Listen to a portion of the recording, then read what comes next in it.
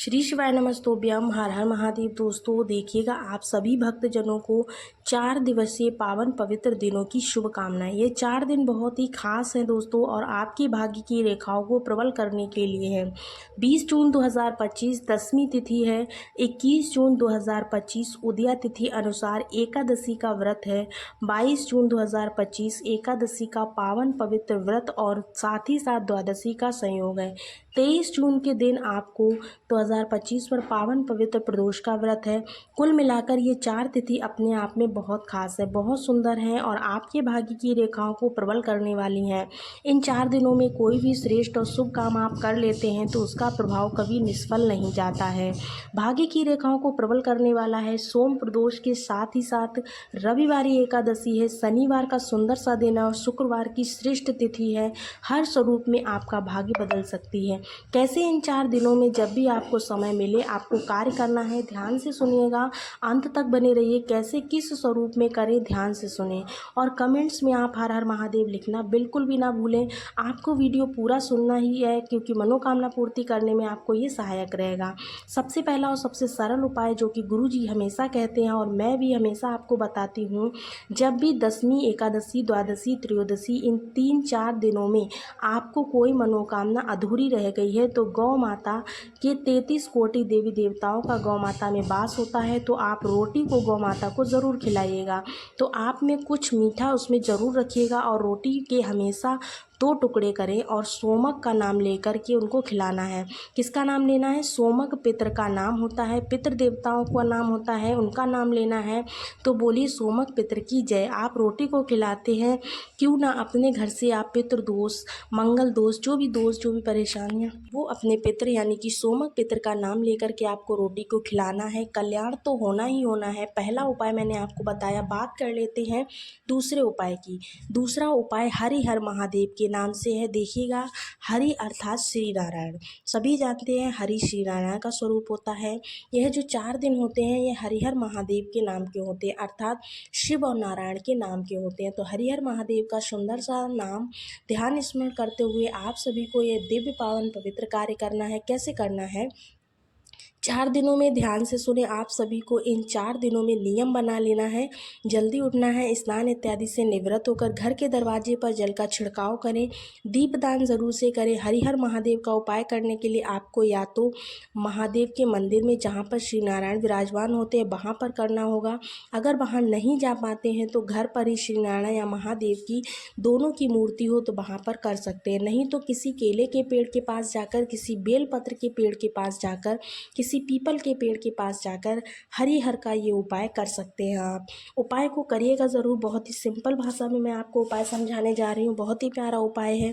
पहले दिन की शुरुआत आप ओम नमो भगवते वासुदेवाय या फिर श्री शिवाय नमस्तोभ्यम के महामंत्रों के साथ कर सकते हैं।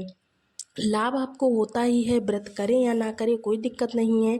4 दिनों में आप नियम बना लीजिए। 4 दिन नहीं कर पाते हैं तो 1 दिन तो आप कर ही लें, ठीक है ना। कौन सा कार्य करना है तो लाभ आपको मिलेगा। जल के लोटे में पितरों का ध्यान करते हुए, हरिहर महादेव का स्मरण करते हुए काला तिल आप डाल लीजिएगा। काला तिल पितरों से संबंधित होता है और सौभाग्य के रूप में जाना जाता है। इन 3 से 4 दिनों में आपको क्या करना है? एकादशी तिथि शुरू हो रही है और ख़त्म हो रही है तो आपको चावल स्पर्श नहीं करना। ऐसी स्थिति में आप काला तिल बहुत अधिक लाभ देता है। सफ़ेद तिल का भी प्रयोग कर सकते हैं। आप जो है लोटा जो लेकर जाएंगे उस लोटे में आपको क्या करना है? ये चीज़ डाल लेने। कच्चा दूध डाल सकते हैं। श्री नारायण को शंख में बैठाल कर दूध से स्नान कराएं। परम सुखों की अनुभूति होती है। शिवलिंग पर कच्चा दूध चढ़ाने से पितृ प्रसन्न होते हैं और चंद्रमा भी इससे बहुत मजबूत होता है। यानी कि कहने का तात्पर्य है चंद्रमा भी इससे मजबूत स्थिति में कुंडली में होता है। तो जल के लोटे में काला तिल, कच्चा दूध आप डाल लीजिए और हर स्वरूप में आपको डालना है एक सफ़ेद फूल।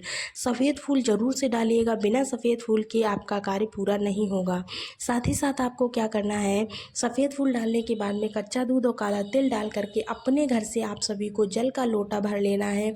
शिव नारायण की जय बोलना है। हरिहर महादेव की जय कहते हुए आप सभी को एक दीपक भी अपने साथ लेना है। दीपक में 2 बातियाँ रखनी है, दोनों बाती आप गोल रख सकते हो, कोई दिक्कत नहीं है। और दीपक में आपको घी भरना है। इसे ले जाकर के 1 चुटकी काला तिल इसमें डालना है। हरिहर महादेव की जय कहते हुए जो स्थान मैंने आपको बताए हैं पावन पवित्र वृक्ष जैसे पीपल है, बट है, आंवला है, बेलपत्र है, साथ ही साथ आपको जो केले का वृक्ष मिल जाए तो इन वृक्षों की जड़ में जड़ के पास आपको चले जाना। आप सभी को हरिहर महादेव की जय कहते हुए सबसे पहले पूर्वाभिमुख होकर सुंदर स्वरूप में भगवान का ध्यान स्मरण करते हुए सबसे पहले 1 चुटकी काला तिल जिसमें 2 दीपक की बातें आपने रखी हुई है उसमें एक हरिहर नाम से आपको चुटकी भर काला तिल उसमें डाल देना है। सबसे पहले आपको दीप दान करना है। फिर उसके बाद आपको सभी चीज़ें जो चीज़ें आप लेकर गए हैं जल के लोटे में जो आपने डाली हैं पावन पवित्र वृक्ष के नीचे समर्पित कर दीजिएगा। अगर पवित्र पेड़ के नीचे नहीं जा सकते तो अपने घर के मंदिर में आप इस लोटे के जल को रख करके बाद में आप किसी भी पवित्र पेड़ के नीचे किसी भी स्वरूप में आप छोड़ सकते हैं। दीपक आप घर पर श्री हरिहर महादेव के नाम से लगा सकते हैं।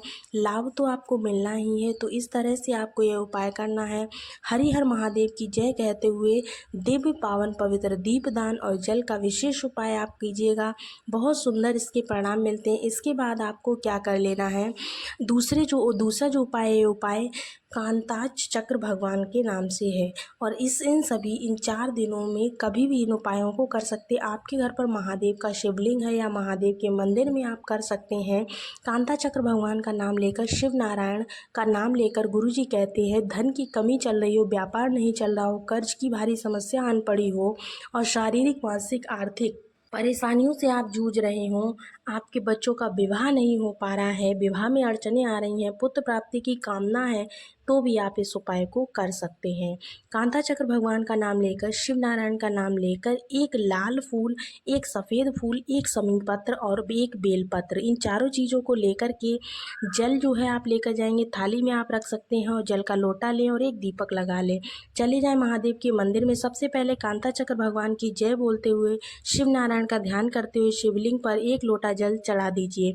उसके बाद दीपक लगा लीजिए। फिर चारों चीज़ें यानी कि सफ़ेद फूल, समी पत्र, लाल फूल, बेलपत्र, इन सभी चीज़ों को अपने हाथ में लीजिए और अपने पितरों का स्मरण करते हुए, इष्ट देवताओं का स्मरण करते हुए, आज की तिथि जो है उसका स्मरण करते हुए माता अशोक सुंदरी के स्थान पर स्पर्श कराने के बाद सभी चीज़ें आपको शिवलिंग पर चढ़ा देनी है। ठीक इसी तरह से करिएगा। चारों चीज़ें बेलपत्र, लाल फूल, समी पत्र, सफ़ेद फूल, सारी चीज़ें आपको माता अशोक सुंदरी के स्थान पर स्पर्श करा करके ही शिवलिंग पर समर्पित करनी है। कोई भी दिक्कत चल रही हो, कोई भी परेशानी चल रही हो, कैसा भी संकट चल रहा हो, वो सारा का सारा आपका दूर होना ही होना है। कांता चक्र शिव नारायण का स्मरण करते हुए आप अगर इन 4 दिनों में कोई भी कार्य कर लेते हैं तो आपकी रेखाओं को ये प्रबल करने के साथ साथ रोज़ शाम को आपको क्या करना है, सुबह और शाम दोनों टाइम आपको श्री शिवाय नमस्तोभ्यम या फिर ओम नमो भगवते वासुदेवाय इस मंत्र का स्मरण करना है। साथ ही साथ आपको वस्त्र दान, गौ दान, भूमि दान या जो भी दान आप कर सकते हैं वो दान ज़रूर कीजिएगा इन 4 दिनों में। इससे आपके जीवन की रेखाएं भी प्रबल होती हैं। तो होप सो आपको बहुत अच्छे से पूरा वीडियो समझ में आया होगा। वीडियो में बताए गए सभी उपाय आप इन 4 दिनों में कर सकते हैं। बहुत ही प्यारी सी तिथियां पड़ रही हैं। अगर आप इन 4 दिनों में चूक जाते हैं तो किसी भी विशेष तिथि पर आप इन उपायों को कर सकते हैं। तो चलिए, कैसा लगा वीडियो कमेंट्स में ज़रूर बताइएगा। मिलते हैं आपको एक नए वीडियो में नई जानकारी के साथ। तब तक के लिए राधे राधे, श्री शिवाय नमस्तोभ्यम।